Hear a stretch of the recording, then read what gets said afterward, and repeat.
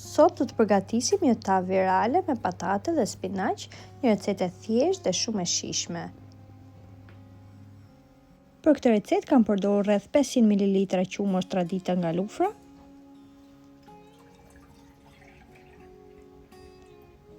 Tek qumshi do të hedhim pak krip, piper të kuq, piper të zi dhe rigon. Do vazhdojmë ta përzijmë mirë.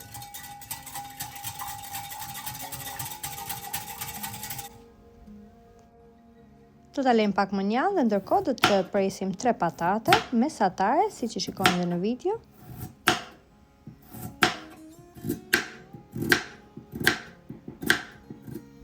Pasi kemi prerën patatën në një tigan, do të hedhim pak vaj dhe do të skuqim një qep në temperaturë mesatare.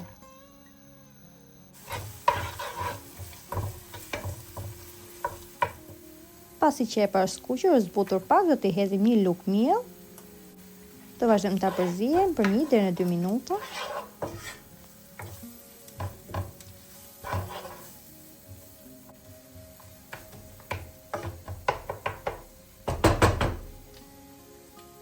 Do të hedhim më pas qumshin bashkë me erëzat që përgatitëm më parë. Siç ju thash dhe më parë, gjithsej për këtë recetë do të përdorim rreth 500 ml qumësht, 400 të cilën e hodha pak më parë dhe 100 ml do ta hedhim tani.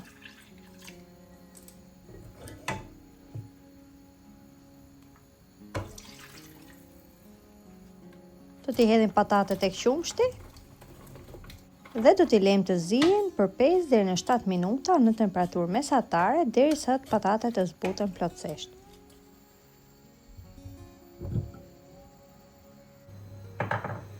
Pasi patatet janë zbutur, do t'i hedhim rreth 200 gram spinaq, të cilin më parë e kam larë dhe e kam ngrirë. Do ta përzijmë pak dhe ta lejmë përsëri 1 deri në 2 minuta të tjera dhe më pas e kemi gati.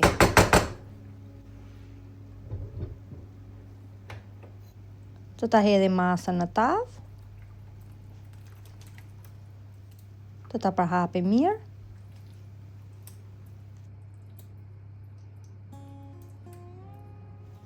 Sipër do t'i grim merende pak djathë kaçkavall nga lufra, i jep një aromë dhe një shije shumë të mirë tavës.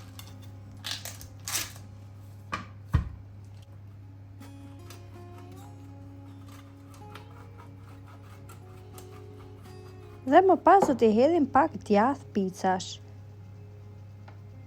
Për t'i dhënë një ngjyrë më të bukur pas pjekjes, unë gjithmonë sipër i hedh pak piper të kuq dhe do ta vendosim në furrë të parangrohur me 200 gradë për 15 deri në 20 minuta derisa djathti të jetë shkrirë plotësisht.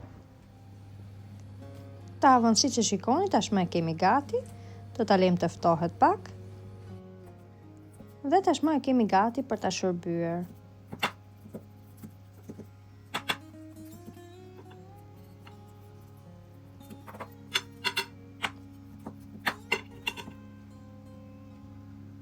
Është një tavë thjesht në përgatitje dhe del shumë e shijshme.